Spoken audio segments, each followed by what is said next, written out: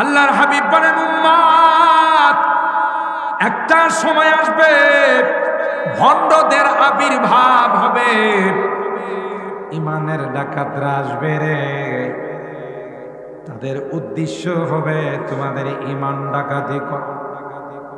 সাবধান সাবধান, এদের কাছে তোমরা যেও না, তাদেরকেও তোমাদের কাছে আসতে দিও না। ঠিক কিনা বলে? এরা আসলে তোমাদের ইমান ডাকাতি করে নিয়ে যাবে, বেঈমান বানায় নেবে। ঠিক কিনা? আল্লাহ পাক বলেন, ওয়াজকুর ফিল কিতাবি মারইয়াম, এ পয়গম্বর, মারইয়ামের ঘটনা আমি আল্লাহ কোরআনে কারীমে বর্ণনা করলাম। পয়গম্বর কোরআনে কারীম থেকে সেগুলো আপনি বর্ণনা করুন। ওয়াজকুর ফিল কিতাবি মারইয়াম ইদিন তাবাদাত মিন আহলিহা মাকানান শারকিয়া। হযরত মারইয়াম যুবতী মেয়ে গোসল করে মেকআপ করার জন্য, সাজগুজ করার জন্য আন্দর মহলে প্রবেশ করলো। কইরা চোখের মধ্যে সুরমা লাগায়, বিভিন্ন কসমেটিক্স দিয়া মেকআপ। এই আন্দর মহলের গেটের মধ্যে একটা যুবক দাঁড়ায় গেছে। একটা যুবক এত সুন্দর, এত টল ফিগার, দেখতে যুবরাজ প্রিন্সের মতো মনে হয়। বাবারে বাবা, সুন্দরের অভাব নাই। আল্লাহ এই ঘটনা বর্ণনা করে দুনিয়ার যুবক নারী, যুবতী নারীদেরকে আল্লাহ বলতেছে, এ যুবতী নারীরা, কোন সুন্দর যুবক দেখলে প্রেমের অফার দিও না। আমি তোমাকে ভালোবাসি, আই লাভ ইউ, তুমি বইল না। কারণ মারিয়াম তোমার মতো একজন যুবতী ছিল। দেখো, মারিয়ামের ঘরের ভিতরে একজন সুন্দর যুবক ঢুকে গেছে, তারপরও মারিয়াম তার প্রতি আকৃষ্ট হয় নাই, বরং তাকে ঘর থেকে বাহির করার জন্য বারবার অনুরোধ করছে। ফাত্তাখাযাত মিন দুনিহিম হিজাবা ফাআরসালনা ইলাইহা রূহানা ফাতামাসসালা লাহা বাশারান সাওয়িয়া। আল্লাহু আকবার। ওই যুবক তার কামরার ভিতরে গেটের মধ্যে যখন প্রবেশ করলো, আল্লাহ বলেন, ফাতামাসসালা লাহা বাশারান সাওয়িয়া।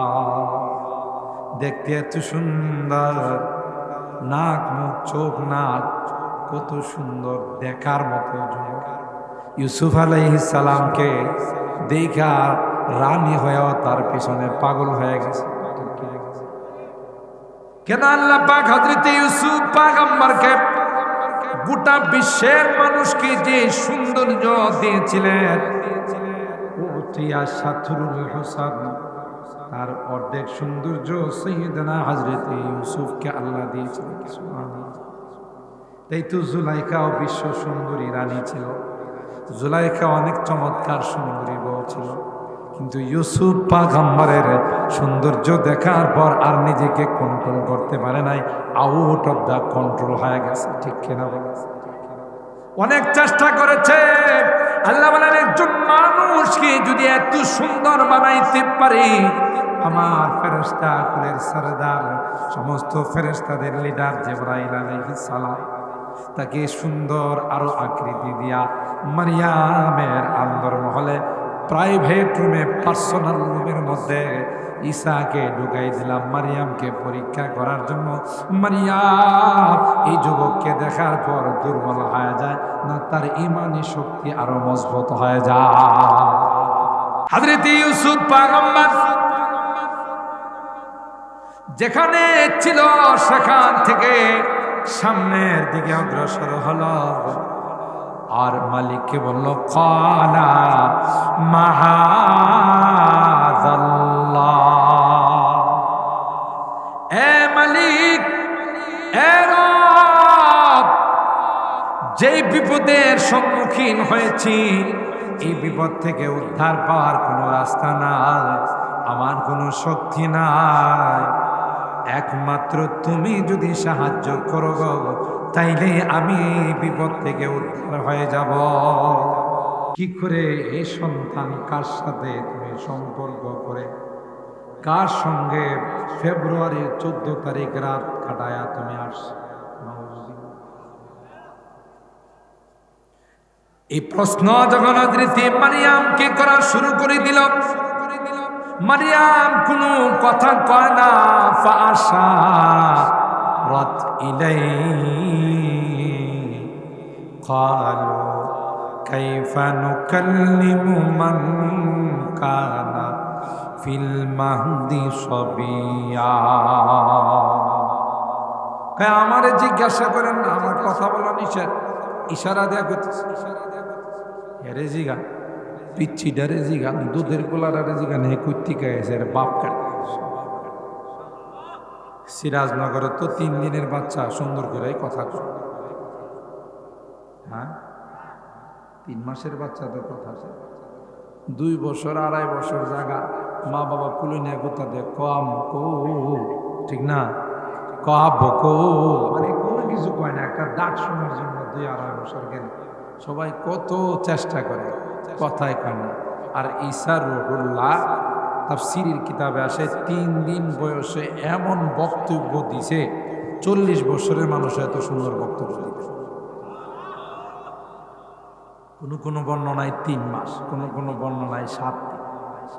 যখনই ইশারা দিছে মা তার দিকে, তখনই সবাইকে লক্ষ্য করে এই বাস বক্তব্য দেওয়া শুরু। সুবহানাল্লাহ। ক্বালা ইন্নী আবদুল্লাহ, আল্লাহু আকবার বলে। এটা আমার বলার উদ্দেশ্য। কি বক্তব্য দিছি নেক্সটে পরবর্তীতে কোনো সুযোগ হলে শোনাবো, কিন্তু প্রথম শব্দটাই ওনার মধ্যে বেরিয়েছে কি ইন্নী আব্দুল্লাহ, ইন্নী আবদুল্লাহ, আমি আল্লাহর গোলাম। একথা বলে না ইলাহা ইল্লাল্লাহ ঈসা রূহুল্লাহ। আল্লাহু আকবার বলে নাই সুবহানাল্লাহি ওয়া বিহামদিহি ওয়া সাব্বিহুহু বুকরাতাও ওয়া আসীলা বলে নাই, অন্য কোন শব্দ উচ্চারণ করে নাই। মুফাসসিরিনে কেরাম কয় ওই ঈসা রূহুল্লাহকে যারা মানবে, যারা তাকে আল্লাহর বেটা বানাবে, তাদের জন্য অ্যাটেম বুম ছিল ঈসা রূহুল্লাহর প্রথম বাক্যটা। তাদেরকে অগ্রিম জবাব দিলেন, রে নাদার, এ কমবখতের দলেরা, না আমাকে কোনোদিন আল্লাহর গোলাম, আল্লাহর বান্দা বলবা, কোনোদিন আমাকে আল্লাহর বেটা বলবা না, কোনোদিন আল্লাহর সন্তান বলবা না, বরং আমি আল্লাহর একজন গোলাম। আবদুল্লাহ, গোলাম মনিব কোনোদিন এক হয়, চাকর মালিক কোনোদিন এক হয়, কথা কয় না। আমি তো আল্লাহর একজন গোলাম, আল্লাহ হলেন আমার মনিব, আমার রব, আমার পালন কর্তা। তোরা কি হিসাবে আমার আল্লাহর বেটা কর? আল্লাহর বেটা হলে তো আল্লাহ বড় আল্লাহ, আমি ছোট আল্লাহ, কথা কয় না। বাপের দেখেন না গদি নসীন পীর, বাপ পীর ছিল, হেও কি হয়ে গেছে, যদিও এর গোটা শরীরে লাইট মারলে কোথাও দাড়ির একটা চুলো পাওয়া যায়। এরকমের পীর বাংলাদেশে আছে না? আট্রসির পীর কই দিল। আমি ওই এলাকায় মাহফিলে গেছি, গিয়ে দেখো এখানে 9 রশিও আছে, আবার আরেক জায়গায় আমার প্রয়োজন 15 রশি আছে। আল্লাহ, রশির দিয়ে অভাব নাই। 8 রশিও আছে, 9 রশিও আছে, 10 রশিও আছে, 15 রশিও আছে। রশি 8টা না, একটা। এই যে ওয়াতাসিমু বিহাবলিল্লাহ, হাবলুন মানে রশি, রজ্জু। আল্লাহ কই রশি মাত্র একটা বাদ দিয়া যারা 8টাতে যাব, নিঃসন্দেহে এগুলো গুনাহগার, এগুলো জাহান্নাম। খাজা বাবা, গাঞ্জা বাবা, কেবলা বাবা, বদনা বাবা, খেতা বাবা আছে না, কত বাবা। সিলেটে মাহফিলে গেছি, রাস্তার মধ্যে দেখি এক মাজারে লেখা খেতা বাবার মাজার। আল্লাহ, কত মাজার দেখলাম, কিন্তু খেতা বাবা লোকজনের জিজ্ঞাসা করলাম খেতা বাবা মানে এরা মানুষের নাম? কয় না, বিশ্ব হুজুর শীতকালে যে খেতারা ব্যবহার করতো, পরে উনি মারা যাওয়ার পরে এটারে কবর দেওয়া মাজার বানাইছে, এটার নাম হচ্ছে খেতা বাবা। চিন্তা করছেন কত বাবার মাজার। আল্লাহ কয় ওয়াতাসিমু বিহাবলিল্লাহ, একমাত্র কোরআনের রজ্জুকে ধরে রাখবে, অন্য কোন রজ্জুর দিকে যাবে জাহান্নামে নিয়ে যাবে। ঠিক কিনা বলেন?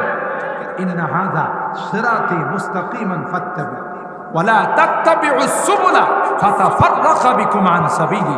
আল্লাহর হাবিব সেই হাদিসের মধ্যে রেখা টেনে খাত্তা খাত্তান মুস্তাকিমা ওয়া খাত্তা খুতুতান আন ইয়ামিনিহি ওয়া আন শিমালিহি, সাহাবায়ে কেরামদের সামনে লম্বা রেখা টানছে মাটির মধ্যে, তাই না এই রেখাটারে লম্বাটারে একবারে শেষ পর্যন্ত নিয়ে গেছে, তার ডাইনে বামে অনেকগুলো রেখা টানছে।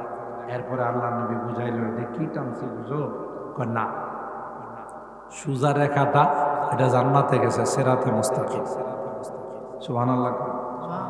আর সাইডে বাইডে যত রেখা দেখতেছো এটা হলো আঁকা বাঁকা রাস্তা, শর্টকাট রাস্তা। প্রত্যেকটা রাস্তার মাথায় শয়তান বসা আছে, ডাকতেছে স্যার আপনি এত লম্বা রাস্তা দিয়ে কতক্ষণে যাইবেন, আমার রাস্তা শর্টকাট, আয়েন সুজা জান্নাতে দিয়ে দিব, 2 ঘন্টা লাগবে সেটা দিয়ে গেলে, আমার এই রাস্তা দিয়ে গেলে আধা ঘন্টা লাগবে। তো আপনার কুন্ডা বালা, আমার এই দিতে বলো শর্টকাট যেটা। এই জন্য আমি অনেক বয়ানে বলি ঢাকা শহরে যদি যান, রাত্রে বেলায় যদি সৈয়দাবাদ, মহাখালী, গাবতলী গিয়া নামেন, দেখবেন শত শত সিএনজি আসা। স্যার স্যার কই যাবেন? স্যার আসেন, হ্যাঁ রাত বাজে 2টা 3টা। আপনি যদি বলেন আমি মিরপুর যাবো, আমি মালিবাগ যাবো, স্যার আসেন, মেইন রোডে ট্রাকের জাম লেগে রয়েছে, স্যার বাইপাস রুট দিয়ে নিয়ে যাবো, শর্টকাট রুট দিয়ে। হ্যাঁ দেখবেন একটু করে গুলিতে ঢুকিয়া আপনার বুক বরাবর, সিনা বরাবর ছুরি ঠেকায় করবে, স্যার যা আছে দিয়ালাম। কথা বল, কিরে বাবা তুমি তো আমার বাসায় পৌঁছাই দিবা, শর্টকাট রাস্তায় নিয়ে যাবো, তোমার বিশ্বাস করলাম, তুমি যে সব নিবার আইছো, স্যার এই মনে হয় শর্টকাট রাস্তা দিয়ে যাইতে চাইলে কিছু দন লাগে। কথা কি বুঝছেননি আমার? শর্টকাট রাস্তা দিয়ে যাইতে চাইলে কিছু কি করা লাগে? দেওয়া লাগে, এমনি যাওয়া যায় না।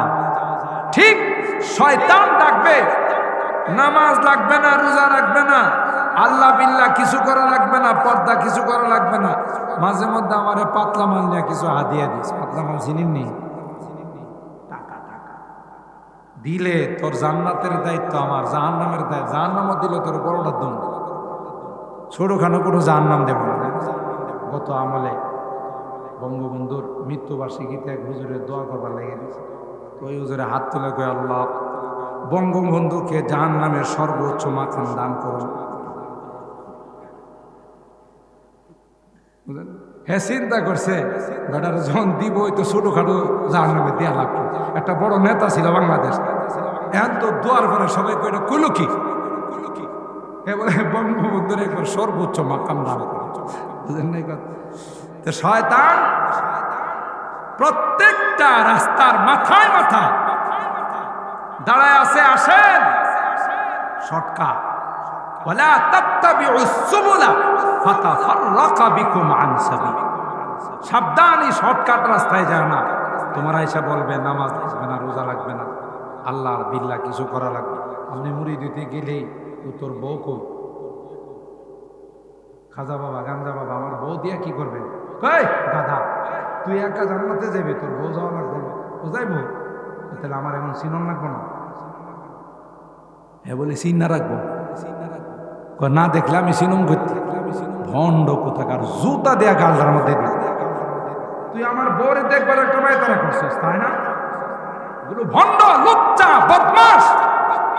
কথা বলেন ঠিক কিনা? ইমানের ডাকা। কিসের ডাকা? ইমান। বড় হুজুর রাহমাতুল্লাহ আলাইহি তাফসীরের মধ্যে প্রায় এগুলো বলতেন যে কত রকমের ভণ্ড কতভাবে ধরা খাইছে। ফুলসেরাতের দায়িত্ব নিছে, জমিনের লাইল দিয়া যাইতে পারে না, বেড়া মুরিদরা দয়রা এমন পিটন দিছে কিরি, ফুলসেরাত তো এর চেতে আরো চিকন, চুলের চেতেও চিকন, হীরার চেতেও ধার। তুই লাইল দিয়া যাইতে পারস না, ফুলসেরাত আমরা কেমনে পারবো না? বাটফার কোথাকার, সিটার কোথাকার, ঠিক সিটার লইছে পিট। আরেক বেড়া হইছে বলি আমি মাঝে মধ্যে খাইতে বইছে, হ্যাঁ তখন ভয় করছে কি আর কয় মাস দিছে বাতের নিচে, ঠিক না? কারণ হে উজু করার সময় খানায় কাবার কুকুর তাড়াইছে। উজু যখন করে লাঠিটা দিয়ে হঠাৎ হোস, আশপাশে যারা আছে তারা খাজা বাবা, গাঞ্জা বাবা, কেবলা বাবা, কি তাড়াইলেন? আমরা তো কুকুর বিড়াল বুঝবি যে মারিফতের শখ লাগবে। আমি দেখতেছিলাম খানায় কাবার ভিতরে কুকুর ঢুকতেছে, লাঠি দিয়ে যখন আমি হুস খুশি গেছে গা। বাবা মরিদরা তো কেউ পরে পায়ে, কেউ পরে মাথায়, কেউ পরে শরীরে। খাজা বাবা, গান্দা বাবা, কেবলা বাবা, কত বড় মারিফতি চোখ বাংলাদেশে বই খানায় কাবা দীক্ষা বালাইছে। আপনারা যারা হজ ওমরা করতে গেছেন, গোটা মক্কাতে কোনো কুকুর পাওয়া যায়? খানায় কাবা তো দূরের কথা, আমি দর্শনে যখন গেছিলাম তখন মদিনার থেকে রাত্রে আমাদের সফর ছিল মক্কা। আসার পথে এক জায়গায় হোটেলে বিরতি দিয়েছে, তখন কত দূরের থেকে যেন একটা কুকুরের আওয়াজ শুনছে, গ্রামগঞ্জ। আর এই শয়তানে কয় খানায় কাবার ভিতরে বলে কুকুর ঢুকতেছে। ভণ্ড কত প্রকার দেখছি না। আর বুঝলাম কুকুর মক্কাতে আছে, ধরে নিলাম একটা লম্বা মানুষও তো চৌকাট লাগাল ভাই, এটা কি সরাইলা কুকুর পাইছো তুমি? বলে এটা লম্বা আছে, এটা লাভ দিয়ে উঠে যাবো, কথা কয় না। তাইলে এই ভণ্ড এই কাম করছে পরে যে বেড়ার বাসায় দাওয়াত, এ বেড়ার বউটা ছিল খুব সালাক। পরিবারের মধ্যে জামাইটা যদি একটু আলা বলো, বিবিটা হইলো দারগা, কথা কয় না। আর বিবি যদি একটু সরল সোজা হয়, জামাই খুব সালাক হয়, আল্লাহ মিলাই জিলেই দিছে, ঠিক কিনা বলেন? কত সরল মানুষ সংসার বিবি চালাইতেছে সুন্দর করে, এবার খবরও নাই, কথা কয় না, আছে না এরকম? তো বিবিটা ছিল খুব চালাক। আরে বাপ রে বাপ, এত বড় কামিল পীর আমার বাড়ি তাই বই রইছে। আচ্ছা কামিল পীরের আজকে পরীক্ষা করে নেব। ওই যে আগে খানা দিলে তো কয় মাছ দিত, পোলাও দিত, পিলির বাইরা বাইরা দিত, ঠিক না? অনেক আধুনিক হয়ে যে সব সামনে রাখে, যে যেটা মনে হচ্ছে ওইটা নেই। তো যখন পোলাও দিছে, পোলাওর সাথে সব মরিদরে একটা একটা করে কয় মাছ উপরে দিছে। আর হের দিছি দুইটা, কিন্তু উপরে না, কই ভাতের তলে। অনেক পরীক্ষার মধ্যে দেখা যাবে হে কুদ্দুর খামে, কথা কান। সবারই প্লেট দিতেছে কয় মাছ দিয়া, পিসাবের প্লেট এখন আসতেছে না, পিসাবের ব্যাটারি লাল, বুঝেন তো? মরিদের দিকে তাকায় পারা না, পানি ছাড়াই খায় ফেলাইবে। এই পরে এটা সাজাইতে একটু দেরি হইতেছে, খানদানি প্লেট তো, এটা সাজাইতেছে। পিসাবের প্লেট কি খানদানি প্লেট, পরে লাস্টে দিছে দুই কয় মাছ বাতের নিচে।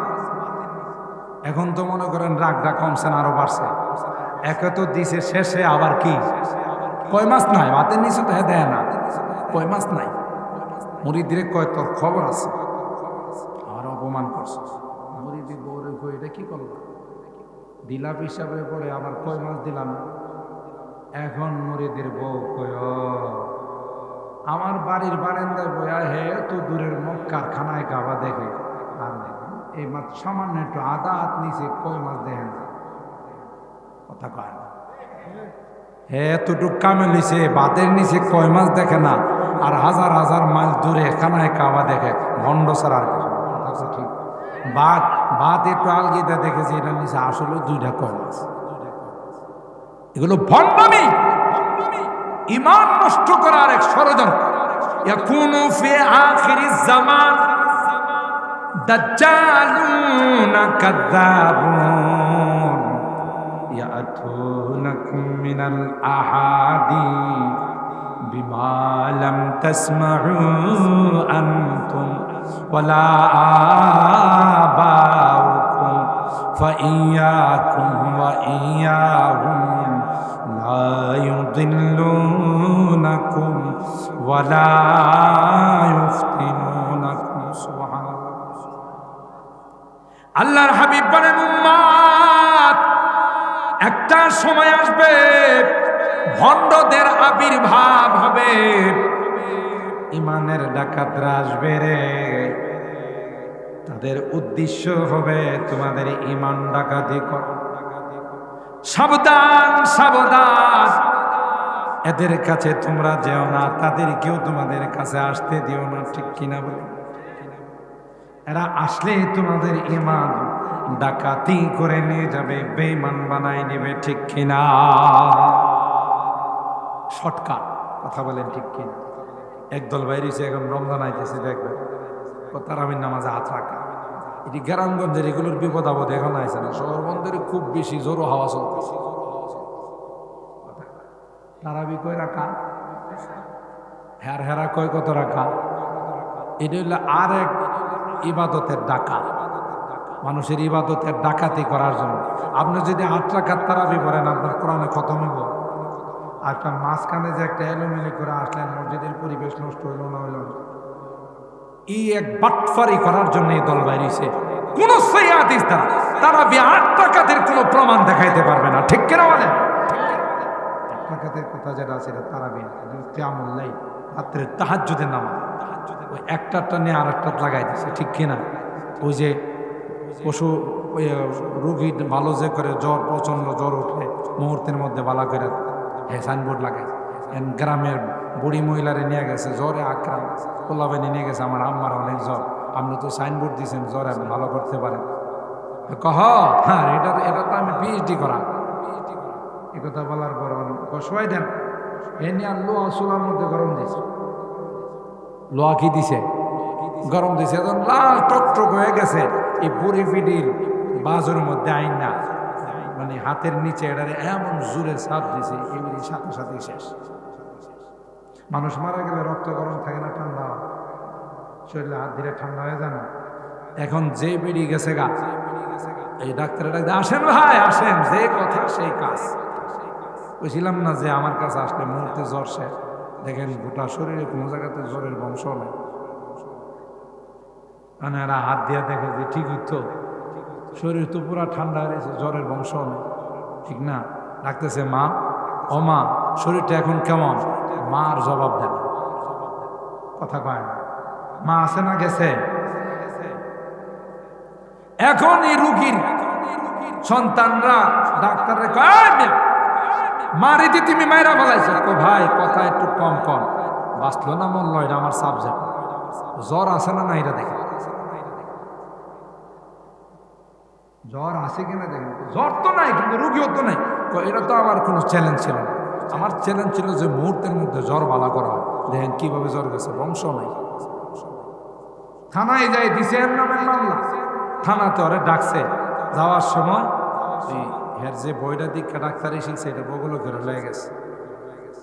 যাওয়ার পর থানার ওসি সব জিজ্ঞাসা করে, আপনি তো রুগী মাইরা বলাইছেন, মার্ডার কেসে আসবেন? কই স্যার, আল্লাহর মাল আল্লাহ নিয়ে গেছে, না আমার কিছু করার না, আমি বই দেখিয়া বই অনুযায়ী ডাক্তারি করছি। তো আপনার বই কি লেখা আছে? লেখা আছে এই যে কুলসি খুল্লা বই লেখা আছে, প্রচন্ড জ্বরে আক্রান্ত হলে গরম লোহা শেক দিলে জ্বর ভালো আছে। ওসি সব খুলে আর কিছু লেখা নাই, কোনো এটাই তো, এটা দেখেই তো আমি চিকিৎসা করি। অপর পৃষ্ঠাটা খুলেন, ওই পৃষ্ঠায় কি আছে? ওই পৃষ্ঠায় লেখা আছে যদি রুগী মহিষ হয়। কি লেখা আছে? যদি রুগী বয়স হয়, বয়স আর কি, তাহলে বয়সের চিকিৎসাটা কারে করছে? মানুষের করছে। মানুষ বাঁচবো না মরবো, কিনলে কি লেখাপড়া নাই, ডাক্তারি শিখে নাই, এই বই দীক্ষা ডাক্তারি। ঠিক যারা বলে তাহাজ্জুদের নাম আরিফ, তারাবির নামাজ 8 টাকা, ওরা ওই হাতুড়ি ডাক্তারের। সারা জিন্দিগি আমরা বুখারি পড়াইছি, আলহামদুলিল্লাহ, এখনো পড়াইতেছি, ওলামায়ে কেরাম পড়াইতেছেন। এরা বুখারি শরীফ বুঝছে না, হ্যাঁ বুঝছে, কথা কয় না, ডাকাত। এই জন্য কথাটা যেই জায়গা থেকে গেল যে ক্বালা ইন্নী আবদুল্লাহ, হযরত ঈসা রূহুল্লাহর প্রথম বাক্য আব্দুল্লাহ, এটার দ্বারাও খ্রিস্টানদেরকে মেসেজ দেওয়া হয়েছে, আমাকে কোনোদিন আল্লাহর সন্তান বলবা না, আমি আল্লাহর গোলাম। গোলাম কোনোদিন সন্তান হয় না। সুবহানাল্লাহ। আল্লাহ পাক বলেন ওয়াজকুর ফিল কিতাবি মারইয়াম, এ পয়গম্বর, মারইয়ামের ঘটনা আমি আল্লাহ কোরআনে কারীমে বর্ণনা করলাম। পয়গম্বর কোরআনে কারীম থেকে সেগুলো আপনি বর্ণনা করুন। ওয়াজকুর ফিল কিতাবি মারইয়াম ইদিন তাবাদাত মিন আহলিহা মাকানান শারকিয়া। হযরত মারইয়াম যুবতী মেয়ে গোসল করে মেকআপ করার জন্য, সাজগুজ করার জন্য আন্দর মহলে প্রবেশ করলো। কইরা চোখের মধ্যে সুরমা লাগায়, বিভিন্ন কসমেটিক্স দিয়া মেকআপ। এই আন্দর মহলের গেটের মধ্যে একটা যুবক দাঁড়ায় গেছে। একটা যুবক এত সুন্দর, এত টল ফিগার, দেখতে যুবরাজ প্রিন্সের মতো মনে হয়। বাবারে বাবা, সুন্দরের অভাব নাই। আল্লাহ এই ঘটনা বর্ণনা করে দুনিয়ার যুবক নারী, যুবতী নারীদেরকে আল্লাহ বলতেছে, এ যুবতী নারীরা, কোন সুন্দর যুবক দেখলে প্রেমের অফার দিও না। আমি তোমাকে ভালোবাসি, আই লাভ ইউ, তুমি বললো না। কারণ মারিয়াম তোমার মতো একজন যুবতী ছিল।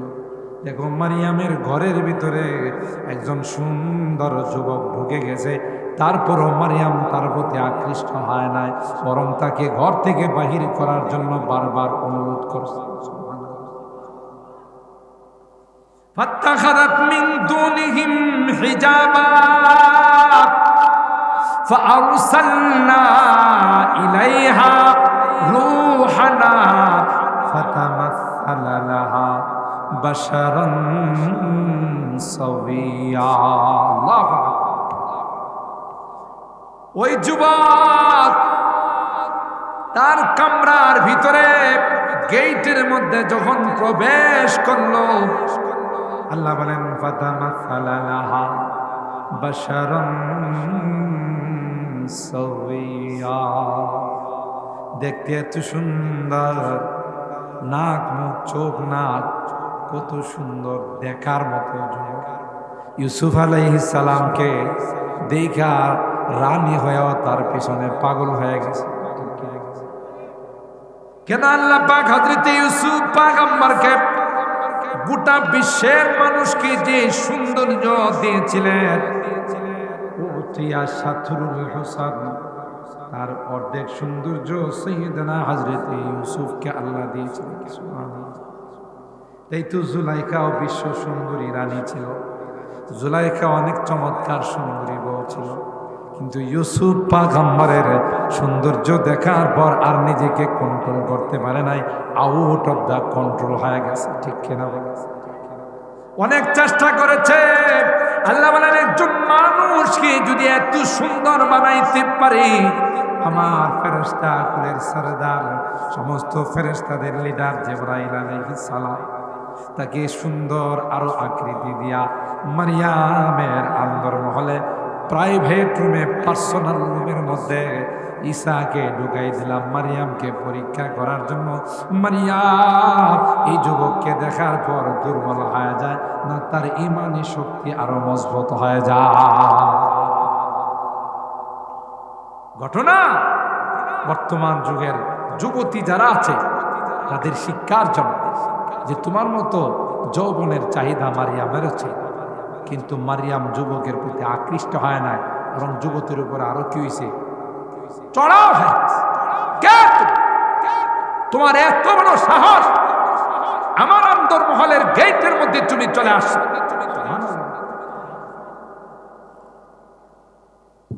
কিন্তু পাশাপাশি মারিয়াম আলাইহিস সালাম এই চিন্তাও করলেন, যেই যুবক কলা কৌশলে আমার ভিতরের রুমে চলে আসছে, নিশ্চয় তার একটা বিশাল গ্যাং আছে। কথা কয়, তার পিছনে অনেক শক্তি। শক্তি না থাকলে আমার ঘরে আসার সাহস করত না। ঠিক কিনা বলেন? এই জন্য মারিয়াম চিন্তা করলো, আমি যদি তার গায়ে হাত লাগাই, আমারে কিডন্যাপ করে ফেলায়, বাগায় লয়ে যাবো গা, গাড়িতে উড়াই লয়ে যাবো গা, আমার জীবন যাইব, সব যাইব। এই জন্য এই কঠিন বিপদের মধ্যে নিজে নিজে কোনো অ্যাকশন না নেয়া, যিনি অ্যাকশনের মালিক তার কাছে দরখাস্ত। সুবহানাল্লাহ।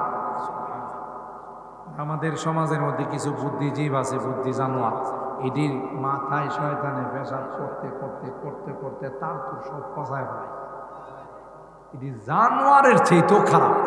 এটি টকশোর মধ্যে আয়সা যুবতী নারীদেরকে কই রাস্তাঘাটে বাইরিলে কোনো পোলাবাইন যদি তোমার বিরক্ত করে, কোনো কথা নাই, একবার হাত উঠায় গালের মধ্যে থাপ্পড় লাগায়। আচ্ছা, এই বিলাটা যদি থাপ্পড় লাগায়, পোলাটা কি বয়ে থাকবো? পোলার গায়ে কি বিলার থেকে শক্তি কম না বেশি? আর হে কে একা আইছে না সাথে আরো আছে? কথা কয় না। আর এই জানোয়ার গুলো বুদ্ধি দে, তোমরা অ্যাকশনে যাইবা, তোমরা নরম নরম কথা কয় না। এটা হলো একেবারে মারার বুদ্ধি। কথা বলেন ঠিক? কোরআনে শিখাইছে মহা বিপদে পড়ে গেলে কার কাছে আশ্রয় চাই? জোরে বলে। হযরত ইউসুফ আলা নবিয়িন ওয়া আলাইহিস সালাতু ওয়াস সালাম। আমাদের কষ্ট বেশি হইতেছে না আবার? আমি এই যে 11টা হয়ে গেছে, তাহলে তো ওয়াদা মতো এখন দোয়া করা লাগে। আচ্ছা, আর 10টা মিনিট, না আবার রাগ করবেন? 10টা মিনিট আমার কথার, কালকে তো আমার আছে অসমাপ্ত কথা, থাকলে অসুবিধা নাই ইনশাআল্লাহ। যদি আমি বাচ্চা থাকি, আপনার বাচ্চা থাকে, আজকে যারা আছেন তার ডাবলের মানুষ আসতে পারবেন ইনশাআল্লাহ। প্রত্যেকে যদি আরো 2 জন করে লই আয়েন, সব কম হবো না বেশি হবো? বেশি। কালকে তো আবার আখিরে মোনাজাত ইনশাআল্লাহ। আমি 10 মিনিটের মধ্যে আজকের কথার সমাপ্তি করতেছি। হযরত ইউসুফ আলা নবিয়িনা ওয়া আলাইহিস সালাতু ওয়াস সালাম, জুলাইখা যখন সমস্ত গেটগুলো তালা লাগায়া বন্ধ করে দিল, বন্ধ কইরা ইউসুফরে ডাক দিয়া ওয়াকালা ওয়াগাল্লাকাতিল আবওয়াবা ওয়াকালা আই, সমস্ত গেট বন্ধ করে ইউসুফ আলাইহিস সালামকে জুলাইখা বলে, হাই তালাক, এখন যাইবা কই? আমার ডাকে সাড়া না দেয়া তোমার কোথাও যাওয়ার উপায় আছে? সব বন্ধ, যাইবা কই? ইউসুফ আলাইহিস সালাম কি কয় জানেন? যদ্দূর যাইতে পারে উদ্দূর জমা, বাকিটা তো আমার কাম। জোরে কোন সুবহানাল্লাহ। হযরত ইউসুফ পয়গম্বর যেখানে ছিল সেখান থেকে সামনের দিকে অগ্রসর হলো, আর মালিককে বলল, ক্বালা মাহাযাল্লাহ,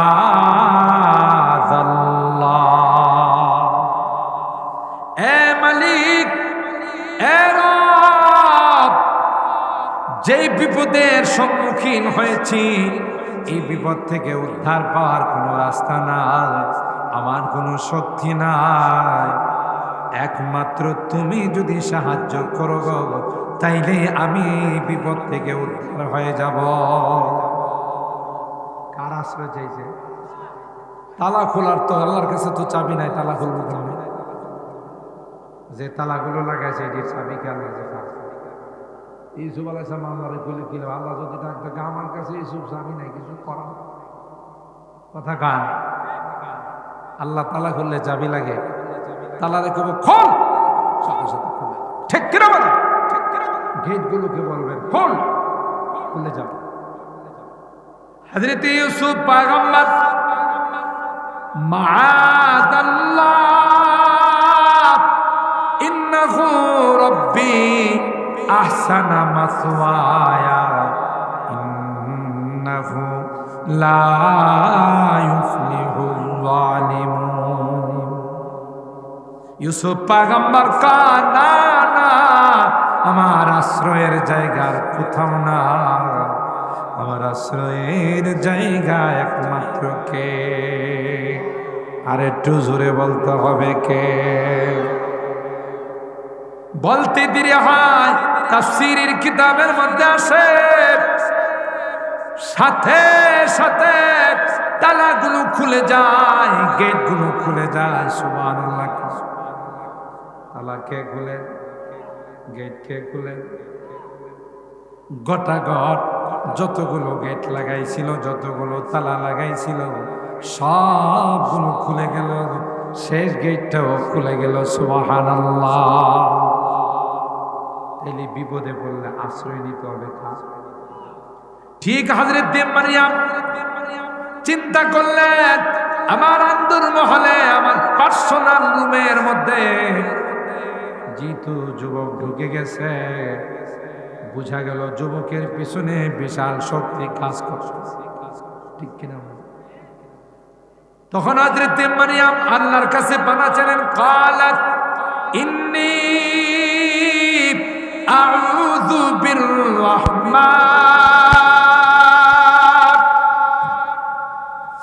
কাহারো কাছে পানা চাই না, আমি পানা চাই একমাত্র কেবলমাত্র আমার আল্লাহ।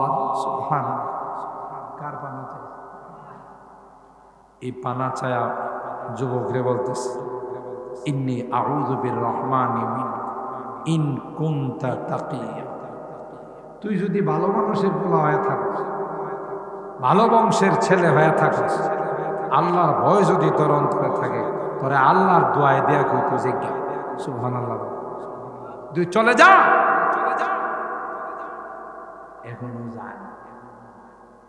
জিবরাইল আলাইহিস সালাম এখনো যায় না। পরে চিন্তা করলো, যে কড়া করে করতেছে, পরবর্তী এক সঙ্গে ঝাড়ুই হাতে নাকি না, কথা কয় না।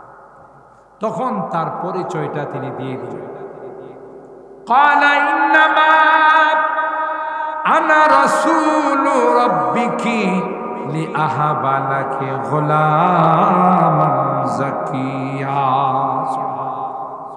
এ মারইয়াম, ভয় পাওয়ার কোনো কারণ নাই, আমি মানুষ নই রে, আমি ফেরেশতা কুলের সরদার জিবরাইল আলাইহিস সালাম। বুঝলি আপনারা ঘুমাই এসে গেছে। সুবহানাল্লাহ। যে কোন অর্ধেকটা বাইরে আর অর্ধেকটা ভিতরে থাকে, আওয়াজে মনে হইতেছে অর্ধেকটা বাইরে আর অর্ধেকটা ভিতরে থাকে। আর ঘুম আসাটা স্বাভাবিক, সারাদিন কাম কাজ করছে। তো বলতেছে, আমি ফেরেশতা কুলের সরদার জিবরাইল। আপনি জিবরাইল?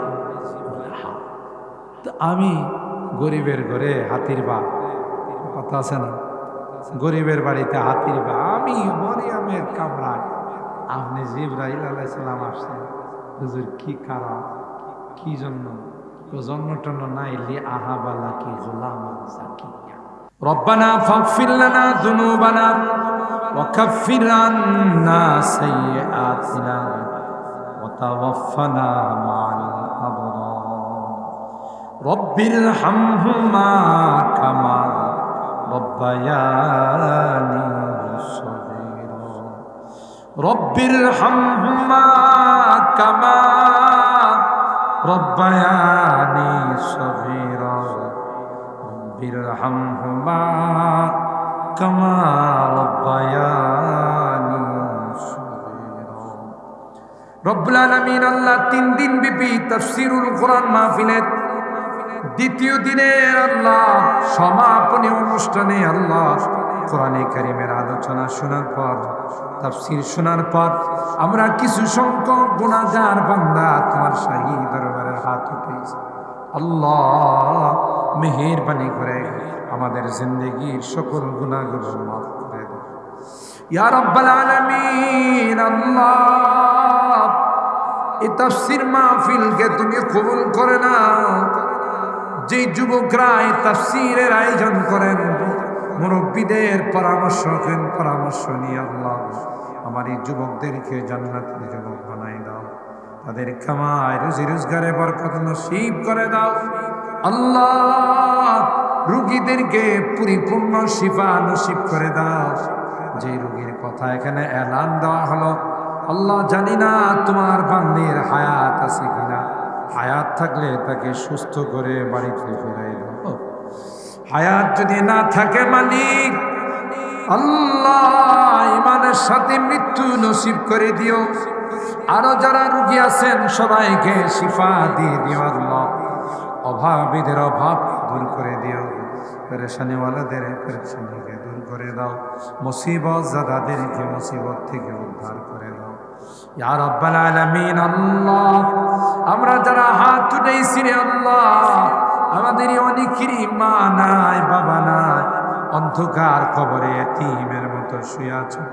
আল্লাহ মেহেরবানি করে তাদের জীবনের গুনাহগুলো মাফ করে আল্লাহ, তাদের কবরগুলো জান্নাতের বাগান। খাস করে আল্লাহ এই গ্রামের যত মুরব্বীরা কবরে শুয়ে আছেন সবাইকে তুমি মাফ করে দাও, তাদের কবরগুলো জান্নাতের টুকরা বানাই দাও। যারা বেঁচে আছেন আল্লাহ তাদের হায়াতে বরকত দিয়ে দাও, বেশি বেশি নেক আমল করার তৌফিক নসিব করে দাও। গতকাল এবং আজকে যা তাফসীর হয়েছে তার উপর আমল করার তৌফিক নসিব করে দাও আল্লাহ। এই তাফসীর মাহফিলকে আমাদের জন্য নাজাতের ওসিলা বানাই দিও আল্লাহ। যেদিন তুমি ডাক দিবে মালাকুল মউতের হাতে সুপুর্দ করে দিবে, ইমানদার বানায়া দুনিয়া থেকে নিও, কলমাওয়ালা বানায়া দুনিয়া থেকে নিও আল্লাহ। আমি যদিও গুনাহগার, অনেক আলেম ওলামাদেরকে নিয়ে হাত উঠাইছি আল্লাহ, পর্দার আড়ালের নেককার দিনদার ওলামাদেরকে নিয়ে হাত উঠাইছি, মাসুম বাচ্চাদেরকে নিয়ে হাত উঠাইছি আল্লাহ। যাদের হাতখানা পছন্দ হয় সেই হাতের ওসিলায় আমাদের দোয়াগুলো কবুল করে নাও। রব্বানা তাকাব্বাল মিন্না ইন্নাকা আনতাস সামিউল আলিম ওয়া তুব আলাইনা ইন্নাকা আনতাত তাওয়াবুর রহিম। সুবহানা রাব্বিকা রব্বিল ইজ্জাতি আম্মা ইয়াসিফুন ওয়া সালামুন আলাল মুরসালিন ওয়ালহামদুলিল্লাহি রব্বিল আলামিন।